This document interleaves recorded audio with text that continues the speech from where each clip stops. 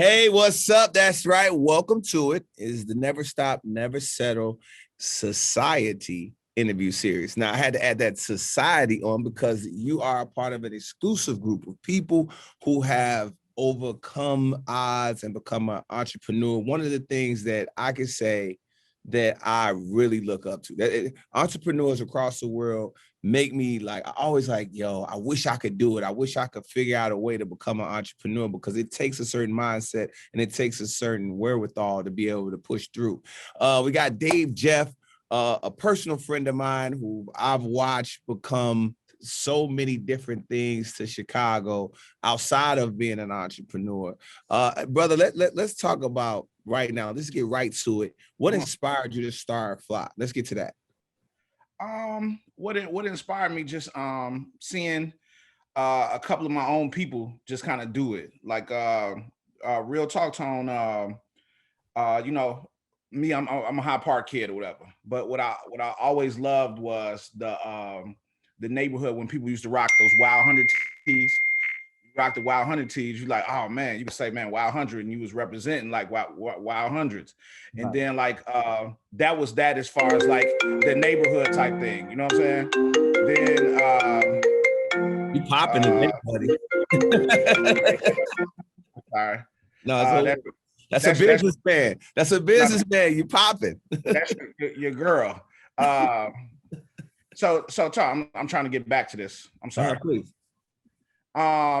So in that pop, like then okay, we all know, people might not know, like DJ Mustafa Rocks, right? Mustafa Rocks used to have this brand called Bruh Man, right? And B Man, and everybody, you've seen it because if you've watched Martin or anything like that, you've seen Martin with the hats on and all that stuff like that. So that early on was like, man, yo, that's big, you know what I'm saying? I see my man do it and everything, and then he later transformed into Afro. And then when I saw Afro, like when I used to rap, when I was an MC and everything, it was kind of dope to come sit with him and be able to put like custom outfits together before a show or just rock some stuff that didn't nobody else have. So that's how I got my fingers on it.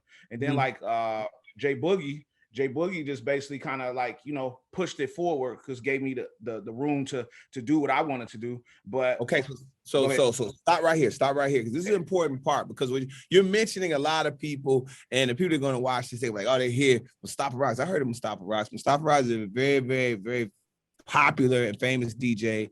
Mustafa is a great person. You see how his influences, and this is the I want people to understand the way the culture works here in Chicago, how the hip hop community will really, these people that here are naming our pillars to our hip hop community. You talked about J Boogie. Before you go into your J Boogie story, talk about the J Boogie, who J Boogie is, as far as how many fashion icons he's birthed. Man, I mean, if you do the tree, I mean, he's birthed us all, which has birthed us all. You know what I'm saying? He's birthed myself, and the platform. He's given the platform to myself. He's given my platform to Fashion Geek Zoe, Edward Ark, Dante from the Fashion Firm. I mean, we can go on and on and on. My man Christoph Roberts, who does these dope sculptures with the Nike boxes and everything. Virgil was there at the time. Everybody knows who Virgil is. You know what I'm saying? So I mean, just to name a few. Yeah, and amazing.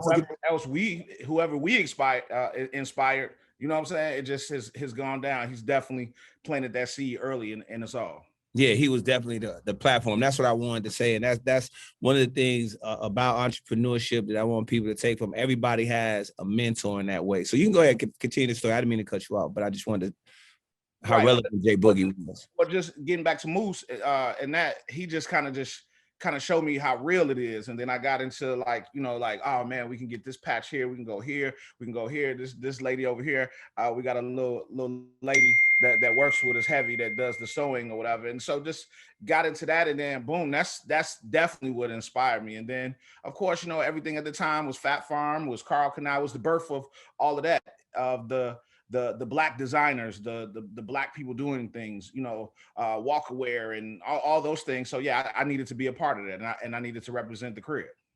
Absolutely.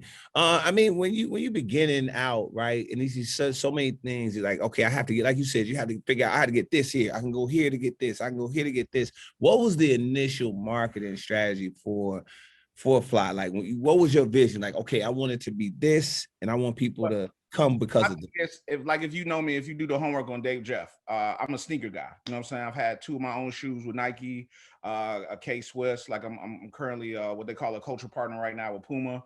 Done some stuff with Fila too, or whatever. So my thing was what people weren't doing with the shoes. So early on, this is like 2002, 2003, or Mhm. whatever, that I'm taking these images and taking images of shoes and putting them on shirts. People weren't doing that then. So a lot of stuff that you see now, I did it already. Like shoe boxes all over the shirt. Like Pop, I still get paid from that box game. I call it box game, from an image that I did in 2003. You know what I'm saying? So that was my inspiration and my 2 cents to what I consider fashion or whatever. I needed everything to go with my sneakers.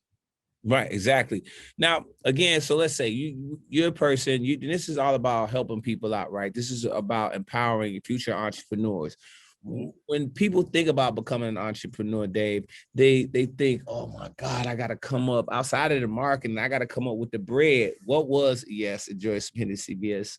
What was the, and when I say bread, the money, Mhm. how did you even think about coming up with the capital? Did you get investors? Would you go get a loan? How did that work?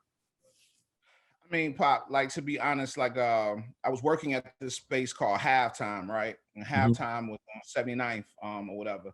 mhm, 79th, like right off Western. Buddy of mine that owned the store at the time, he was from the East Coast. He came here, got with us, some real ones. Myself, Diego, my man Diallo, Big Shan, and everybody at uh, the time. And so we were at the store. Unfortunately, his past kind of caught up with him. And so he went on a vacation. So we went on a vacation. I was left there because I was the manager at the time. I ran it, at the time or whatever. So I just had to figure it out, honestly.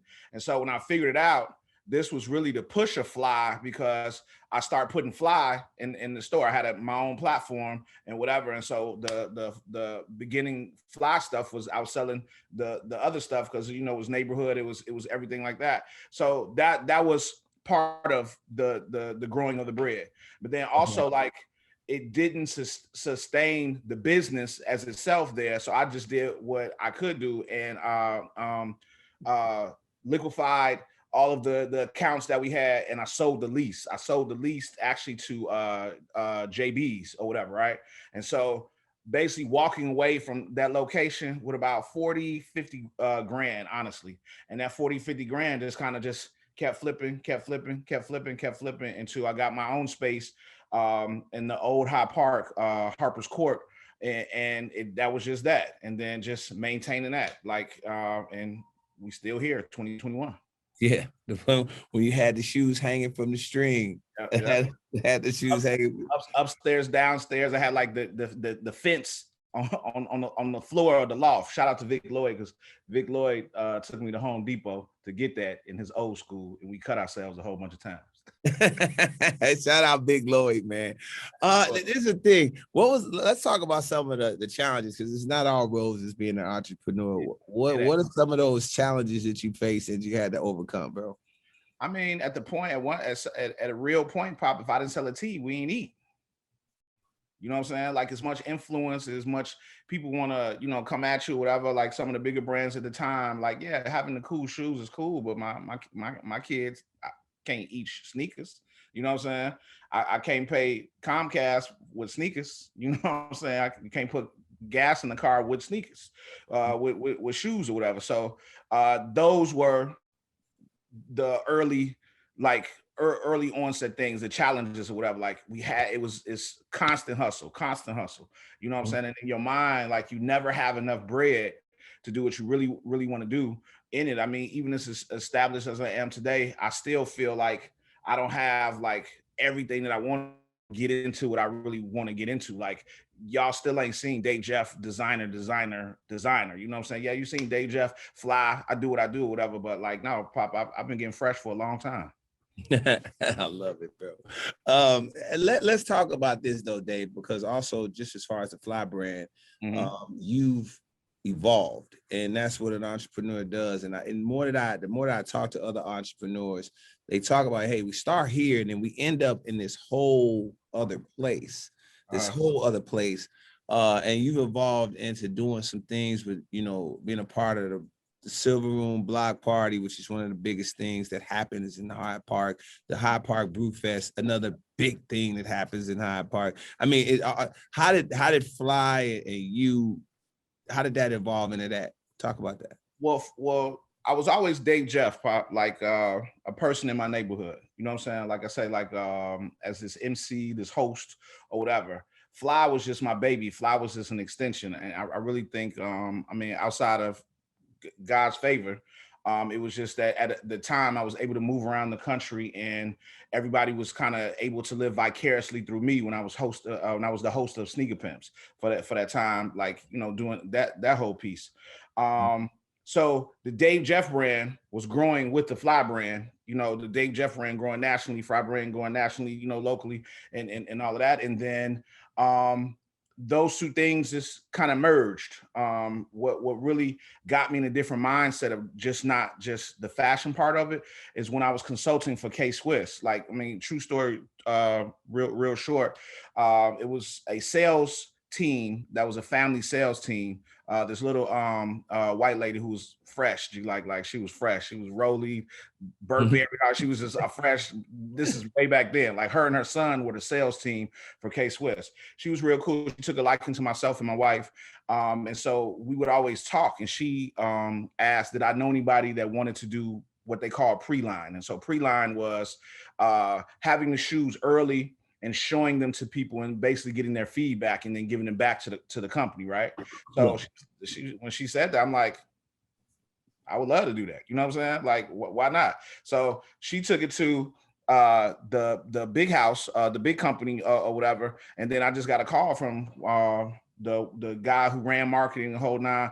A brother, his name was Daryl at the time, whatever. And he came, sat, we had dinner. Like, Tom, I promise you, it was like a movie, yo. It's like a movie because it's like, yo, you touch the community, you do this, these rappers and all that. Yeah, we really want to do this for you, whatever. Like, here's what we're talking about. It kind of like wrote something down and kind of just sent it to me. And so in my mind, I'm looking at it like, okay. Like, and inside, I'm like, damn, you know what I'm saying? but I'm being cool. I'm like, yeah, let me think about it. You know what I'm saying? And then so that's just kind of how that ended. And then a week or so went by, and then the owner's son, David Nichols, called me and was like, yo, you did not like the offer or something? Like, what's good? What can we do? We need to build this with you. And I'm just like, okay, cool. We even went better on the offer and everything. And that was that. So that was the beginning of David's consulting in his business role. But once again, as these things are growing together, then Fly Life, the company, grew because it was this marketing, it was consulting, it was all these things, it was promoting, it was the parties, it was the assisting in, like you say, the Brewfest and everything like that. It was having conversations with the city and all these other things. And so those things grew. And with that platform that Fly basically opened the door, Dave Jeff was able to I was able to move around in my Dave Jeffness and do that. And so these brands growing together just grew. That's awesome, bro. I love that. And I think, and people have to understand, even though what I consider an entrepreneur such as yourself, and then there's also people that also fall under the brand side. Like I say it a lot, like, yo, the Bank of Tone Kapone cannot fail. We're all people that are hosts, people that fall into that matter, the party promoters and all that. That's still a business, so they have to consider themselves an entrepreneur and understand how it'll evolve to something else. Right, because it's lifestyle, Pop, and I can honestly say that I've been living and taking care of my family off of hip hop, the culture, for over 20 years. Beautiful thing. What would be some of your advice before we wrap, bro? I really want you, because you such a wealth of knowledge.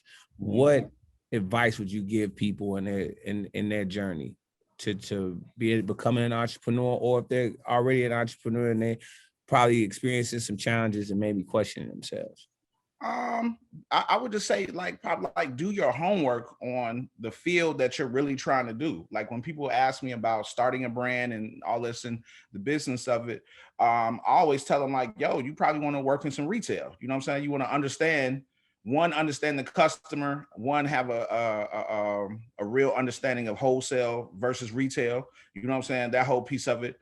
To the creation, like I'm a hands-on type dude. Like Pop, I was just talking to one of my oldest son about us starting this trucking thing. You know what I'm saying? So I'm gonna go to trucking class just because I want to do the trucking business and get my hands on it and whatever. Will I drive a truck? Maybe, maybe not. Do I plan to have 10 of them and have it for him? Yes. So I mean, my whole point to that is like you got to get hands on in what you're doing. You know what I'm saying? Like I would love to do like what you do on the radio, Pop. Am I willing to do the work and go to broadcasting school or whatever? Hell yeah. You know what I'm saying? Like that's what my advice to any young person or any entrepreneur, like do your homework into what you're doing, know your audience, know your market, and stay true to yourself. Like you know how many people told me that like, yo, Fly wouldn't work the store when I had it in Hyde Park, because my vision was like an urban Gap, like everything needed to be Fly, just like everything in Gap is Gap. Like, oh, how you gonna sell it with your own brand and you know whatever like this?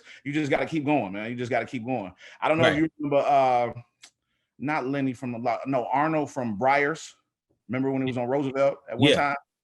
I knew I had made it, or I was onto something, Pop, when I was at a show, like an apparel show, like at the Merchandise Mart. And he came up to me when I was talking to another brand, and I introduced myself and told him who I was. And he was like, oh, you're the guy with the name on the hat. That's your name. That's so cool, man. You got this, you know, whatever. He told me this a long time ago. So that right there was that another spark in it. But I'm just saying, you just got to stay true to you. You know what I'm saying? You got to do your homework in you. Like I've worked at Foot Locker. I've worked at Benetton. You know what I'm saying? I've worked at with Villas and the DTLRs and things like that. Tony Sports, you know, Tony Sports was retail college. Tony Sports really put everything on the main stage of, okay, Black designer, hit the store, street comes in, boom, everybody gets paid. You know what I'm saying? And that was like, man, pretty lucrative. We was making more than some people parents at the time just from selling clothes. You feel me? So I mean, you got to get into it. Then Nike would come in, the brands would come in and pick your brain and all that other stuff like that. Yeah, it's all good in the beginning. Do that, but then know your worth too. Know your worth and who you are, what you are, and what you bring to this whole thing. So that would just be my advice to it. It's really not no rhyme and reason, Pop, like anymore, because really if you master this phone and are able to master this online internet type of stuff, you can go. You can have one good thing. If you know how to use it on that phone or whatever like this, you're gone. You billionaire. You're real. You know, just like we've seen it. You know, you've seen it or whatever. So I'm just saying, like, constantly learn. You don't know everything. I don't know everything. You don't know everything, Tony. You know what I'm saying? Whatever. We got to constantly keep feeding ourself. And then, like, you know, if it's really what you like, then you're gonna move it. You're gonna find a way. Absolutely. That right there, I was gonna ask you, what is your never stop, never settle? And that is 100%. That's it. That's it, bro. Hold on. That's it. Never stop. Cheers. Cheers. Hey, Dave, I appreciate the time, man. I appreciate the time, bro. Man, appreciate you, dude. Keep going, man. We don't speak as much since my daughter, since you stopped babysitting my daughter and she got big, and Dave's family. And the crazy thing is, though, it just, our friendship has evolved from me just coming to buy sneakers. Right. Me just hearing about this super cool dude in Hyde Park and coming to buy sneakers from him, and our relationship has evolved, man. And I watch you and I love everything that you got going, man. I appreciate it, man. I appreciate, you know, all your success, Pop. I appreciate the kids. You know, Shimmy loves you. The kids, everybody. You know, what you need to bring the baby back over here, because I'm sure she's not a baby anymore. Yeah, right.